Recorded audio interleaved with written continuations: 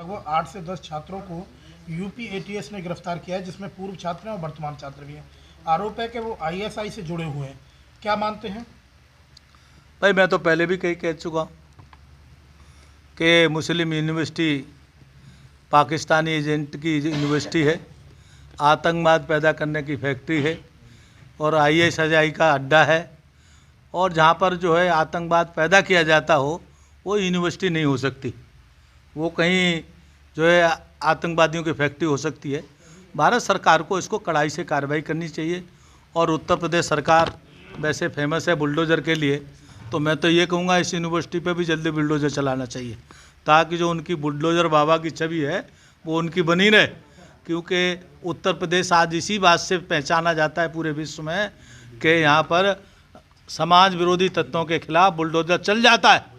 तो मुस्लिम यूनिवर्सिटी पर बुलडोज़र चलाने में क्या दिक्कत है? उनको बिना विलम्ब करे चलाना चाहिए। आप राम राज्य की बात कहते हैं, मोदी जी भी राम राज्य लाना चाहते हैं, वो भी मतलब जो है बात करते हैं, लेकिन क्या जो जनप्रतिनिधि हैं उनसे क्या अपेक्षाएं पूरी हो पा रही हैं जनता की? जो राम राज्य की बात करते हैं, जो वर्तमान जनप्रतिनिधि हैं, क्या उनसे लगता है कि बात पूरी हो रही है? भाई आपकी बात ठीक है, जब सत्ता सुख होता है तो सत्ता में दो दल होते हैं, एक पांडव दल होता है और कौरव दल होता है। एक कंस का होता है तो एक कृष्ण का होता है। तो यहाँ भी ऐसा ही हो गया। यहाँ का जो जनप्रतिनिधि हैं वो भी कंस के अवतार में हैं या फिर कह लीजिए दुर्योधन के अवतार में हैं, और वो अपनी भूमिका अदा कर रहे हैं। आए दिनों उनकी वीडियो समाचार वास्तव में भाजपा के प्रतिकूल आते हैं। ये भाजपा के लिए बहुत दुखद है। और मैं ये कहूँगा ऐसे सांसद को बिना विलम्ब करे तत्काल बर्खास्त करके उदाहरण प्रस्तुत करना चाहिए। कौन सांसद? क्योंकि जो आपके ही वर्तमान सांसद हैं उन्हीं के खिलाफ तो आ रही हैं, वीडियो वायरल हो रही हैं आले दिन, उन्हीं पे आप प्रश्न पूछ रहे हैं। तो मैं तो सांसद कोई भी हो, किसी को भी अमर्यादित काम करने की छूट नहीं दी जा सकती, क्योंकि समाज का वो दर्पण होता है। क्योंकि समाज के दर्पण में जैसा चेहरा देखोगे वैसे ही दिखाई देगा ना। तो बल्कि उसका तो आदर्श समाज में सर्वश्रेष्ठ होना चाहिए और उसका सबसे निकृष्ट आचरण हो रहा है, तो वास्तव में वो जनप्रतिनिधि के योग्य नहीं है, उस पर तत्काल कार्रवाई होनी चाहिए। और मैं तो ये कहूँगा कि अमित शाह जी कार्रवाई बड़े एक्सपर्ट हैं, तो अमित शाह जी को मैं कहूँगा बिना देर करे, आपके पास बहुत एजेंसियाँ हैं, CBI है, IB है, और उनके कार्यों की बिना देर करे, क्योंकि उन पर बहुत संगीन आरोप लग रहे हैं, महिलाओं के आरोप लग रहे हैं, भूमि संधि घोटालों के आरोप लग रहे हैं, और भी अनेकों आरोप लग रहे हैं। तो उनकी बिना विलम्ब करे IB CBI से जांच करानी चाहिए। और अगर जनता को विश्वास में लेना है, चुनाव निकट है, तो ये बहुत जरूरी है, कार्रवाई करनी चाहिए। एक यहाँ तो लपेटना चाहते हैं, स्वामी प्रसाद को बचाना था। अच्छा, स्वामी प्रसाद मौर्य का आप देखो, जब भाजपा में रहा, ठीक है ना, तो उसे सब ठीक लग रहा था। जिनके चरित्र ऐसे हैं, दोहरे चरित्र, उनकी बात का क्या भरोसा। और वास्तव में सत्यता तो ये है कि स्वामी प्रसाद मौर्य को सत्ता का दुख सता रहा है, और दुख सताने के कारण से वह पागल हो गए, बुद्धिहीन हो गए, विवेकहीन हो गए हैं। इसीलिए वो आए दिन सनातन धर्म पर अमर्यादित टिप्पणी करते रहते हैं। कभी रामायण पे करते हैं, कभी राम जी पे करते हैं, और कब लक्ष्मी जी पे उतर आए। तो मैं आज आप बता देता हूँ, आप ध्यान रख लो, आप इस बात को लिख लो बिल्कुल। जिसने राम का द्रोह किया वो इस धरती पर सुरक्षित नहीं रहा, वो या तो जेल में रहा या राम जी के पास रहा। स्वामी प्रसाद मौर्य का भी यही हाल होने वाला है, कोई बचने वाला नहीं है। एक घटना आपको बता देता हूँ। संजय सिंह आपके नेता हैं, उन्होंने राम मंदिर को रुकवाने की नीयत से राम मंदिर के निर्माण करने वाले लोगों पर अवैध रूप से झूठे आरोप लगाए। तो देखो भैया, राम मंदिर तो रुका नहीं, राम मंदिर निर्माण हो रहा है और 22 को उसका उद्घाटन हो जाएगा। लेकिन राम जी कंस के संजय जी कृष्ण की कारागार में बंद हैं दिल्ली, और जितने हैं सारे हम बता रहे हैं, यहाँ तो जेल में, रेल में, या फिर बेल में। महाराज जी, स्वामी प्रसाद मौर्य के बयान का पूर्व उपराष्ट्रपति हामिद अंसारी की पत्नी ने समर्थन किया है। उन्होंने कहा है, उन्होंने सही कहा है कि महिलाओं की पूजा अर्चना करनी चाहिए। हामिद अंसारी राष्ट्रद्रोही है, देशद्रोही है, देश का गद्दार है। उससे आप अपेक्षा क्या रखोगे? जिसने उपराष्ट्रपति होते हुए मलाई खाई और वह व्यक्ति ने राष्ट्र का अपमान किया और उसने कहा कि अल्पसंख्यक सुरक्षित नहीं है।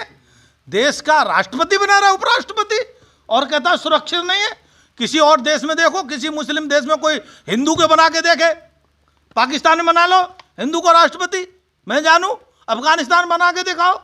लेकिन ये न्यायित गद्दार लोग हैं, धोखेबाज लोग हैं, राष्ट्रद्रोही लोग हैं। इन पर तो वास्तव में एनएसए के अंतर्गत इनको जेल में डालना चाहिए और जेल में ही सड़ाना चाहिए इनके लोगों को। जनता महंगाई देखिए, अभी तक लगी हुई है, क्या कहेंगे इस पे? सांसद जी झूठ बोलते हैं। भाई सांसद जी नहीं, मैं भी कह के गया था। सांसद जी तो बाद में बने, लेकिन उससे पहले मैं ही बोल के गया था, मुझे पता लगा। और जिन्ना की मूर्ति तो वास्तव में अलीगढ़ के लोगों को, जब ये नेता जो है दो मुँहे हो जाएं, तो फिर मैं अलीगढ़ की जनता का आह्वान करूंगा कि उसको पाकिस्तान भेजनी चाहिए बिना देर करे।